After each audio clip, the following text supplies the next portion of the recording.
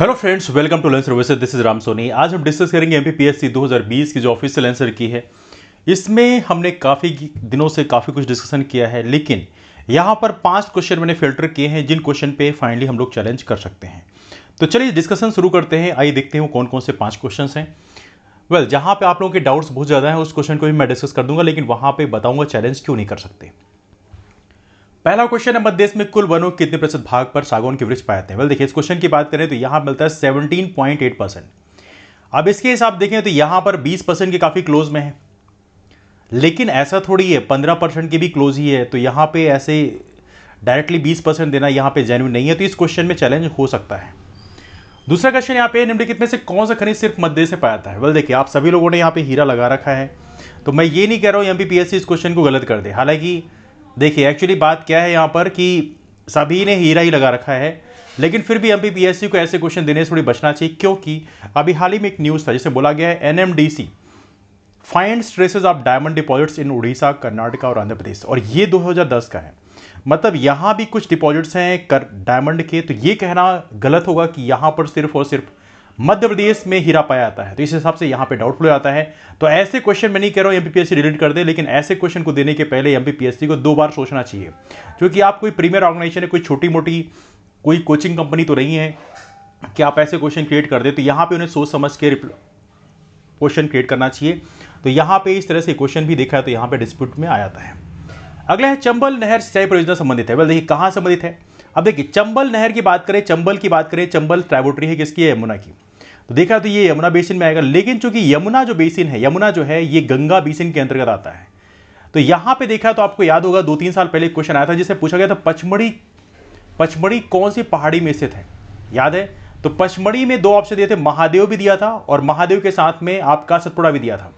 अब देखा तो पचमढ़ी महादेव में भी है और महादेव सतपुड़ा में है, तो ये बेसिकली दोनों में कहला जाएगा। उस हिसाब से एमपीपीएससी ने उस बार उस क्वेश्चन को कैंसिल कर दिया था।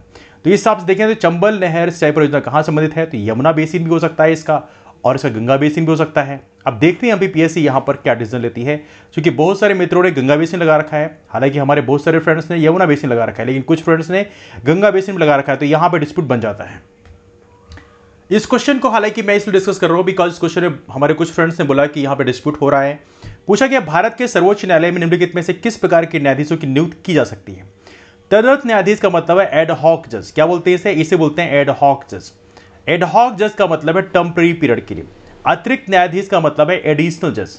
देखिए, यहां पे पता होना चाहिए आप लोगों को, एड हॉक जज अपॉइंटमेंट के लिए लक्ष्मीकांत में साफ साफ लिखा हुआ है कि एड हॉक जज का अपॉइंटमेंट हो सकता है। लेकिन यहां पे सुप्रीम कोर्ट के मामले, देखिए सुप्रीम कोर्ट के मामले में लिखा है कि एडहॉक जज का अपॉइंटमेंट हो सकता है, लेकिन हाई कोर्ट के मामले में यहां पर एडिशनल जज का अपॉइंटमेंट भी लिखा हुआ है। लेकिन लक्ष्मीकांत में यह नहीं लिखा हुआ है कि एडहॉक जज का अपॉइंटमेंट हो सकता है लेकिन एडिशनल जज का अपॉइंटमेंट नहीं हो सकता। लक्ष्मीकांत में यह नहीं लिखा है, सिर्फ इतना लिखा है कि एडहॉक जज का अपॉइंटमेंट होता है। हाई कोर्ट के मामले में एडिशनल जज का भी अपॉइंटमेंट होता है। तो उस हिसाब से देखा है तो लक्ष्मीकांत के हिसाब से तदर्थ न्यायाधीश यहाँ पे ऑप्शन सही है, लेकिन ये नहीं लिखा है वहां पे अतिरिक्त न्यायाधीश का अपॉइंटमेंट नहीं होता, क्योंकि अतिरिक्त न्यायाधीश का अपॉइंटमेंट जो है हाई कोर्ट में होता है। तो एनीवे, यदि आप लोगों के पास ओपिनियन है कोई तो आप बता सकते हैं, लेकिन इस क्वेश्चन में भी हल्का सा डिस्प्यूट हो सकता है। अगला क्वेश्चन है यहाँ पे, वित्तीय क्षेत्र की मूल्यांकन समिति की बात करें, committee and financial sector assessment की सही अध्यक्षता किसके द्वारा की जाती है। देखिए, हमारे कुछ फ्रेंड्स का कहना यह है कि यहां पर हमें रिजर्व बैंक के डिप्टी गवर्नर का नाम आजकल मिलता है, लेकिन बेसिकली यदि मैं आपको गवर्नमेंट का जो हमारा रिजर्व बैंक ऑफ इंडिया है इसकी मीटिंग की कटिंग दिखाऊं, 2009 का है, लेकिन फिर भी समझ सकते हैं आप। राकेश मोहन की बात करें, डिप्टी गवर्नर है रिजर्व बैंक ऑफ इंडिया के। साथ में श्री अशोक चावला, यहां लिखा सेक्रेटरी इकोनॉमिक अफेयर्स के गवर्नमेंट ऑफ इंडिया के, ये को चेयरमैन ऑफ द कमेटी है, committee and financial sector assessment. यहां पे देखा तो दोनों ही यहां पे को चेयर होते हैं।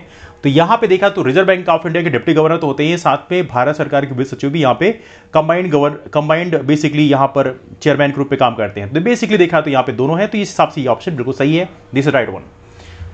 अगला क्वेश्चन आपके सामने है, राजा वीर सिंह देव की राजधानी कहां थी। देखिए, राजा वीर सिंह देव की बात करें, यहां पर ये एक बघेल राजा के रूप में हम इनको पढ़ रहे हैं। देखिए, राजा वीर सिंह देव के 2 बाद, मतलब राजा रामचंद्र का नाम सुना होगा आप लोगों ने। राजा रामचंद्र वही राजा थे जिनके टाइम में बेसिकली इनकी दरबार में बेसिकली आपको याद होगा तानसेन की दरबार में एक दरबारी कवि थे, और इनकी दरबार से तानसेन को अकबर की दरबार में ले जाया गया था जलाल खान कोरची की तरह। और ये वही राजा रामचंद्र हैं जो अकबर के समकालीन थे, और इनके टाइम में देखा है तो जो कैपिटल है वीर सिंह देव की कैपिटल जो है बघेल वंश की, ये बेसिकली गहोरा से बांधवगढ़ स्थापित की गई थी।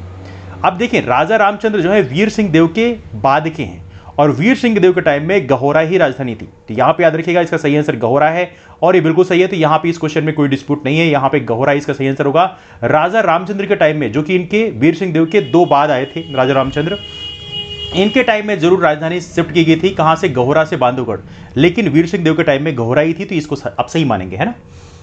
टांटा भील का वास्तविक नाम क्या है? वेल देखिए, इस क्वेश्चन की बात करें तो यहां पे मैं डिस्प्यूट कह सकता हूं, क्योंकि यहां पे वाकई डिस्प्यूटेबल है। और यहां पे देखा तो यहां पे टांटिया तो मिल जाता है, टांटे ही मिलता है बेसिकली यूजुअली, और टंडा तो मुझे rarest of the rare case कहीं मिला नहीं है। कुछ फ्रेंड्स ने जरूर कुछ पिक्चर शेयर कर रखी है जहां पे टंडा नीचे लिखा हुआ है, तो कुछ लोगों ने जिन्होंने टंडा लिखा होगा उन्होंने शायद वो बना दिया होगा, आई डोंट नो। तो यहां पे देखिए तो कोई किताब में प्रॉपर तरीके से मिलता नहीं, यदि आपके पास कोई मिलता है तो आप लोग उसका रेफरेंस जरूर नीचे कमेंट करिएगा, है ना। और वैसे ही एमपीपीएससी को ऐसे डिस्प्यूटेबल क्वेश्चन जो होते हैं उसका प्रॉपर तरीके से रेफरेंस देना चाहिए, कहां से उन्होंने कॉपी किया है। संविधान सभा के प्रथम मनोनीत उपसभापति कौन थे? वेल देखिए, क्वेश्चन सीधा गलत है। यहां पे देखें यदि आप पढ़ेंगे प्रॉपर तरीके से अपनी किताब में तो वहां पे भी लिखा है 2 लोगों का नाम, वीडी कृष्णमाचारी और एस सी मुखर्जी। इन दोनों को बेसिकली उपसभापति इनको बेसिकली इलेक्ट किया गया था, बेसिकली देखा तो यहां पे यदि आप देखें अपनी लक्ष्मीकांत की जो सेकेंड राउंड है उसके आप पढ़ेंगे संविधान सभा में, तो वहां पे देखेंगे दोनों को बेसिकली यहां पे उपसभापति नियुक्त किया गया था, वीडी कृष्णमाचारी को और यहां पे एस सी मुखर्जी दोनों को। तो यहां पे क्वेश्चन सीधा यहां पे इन्होंने गलत कर रखा है, 2 ऑप्शन यहां पे सही है, तो ये क्वेश्चन वापस से डिस्प्यूट बन जाता है, ठीक है।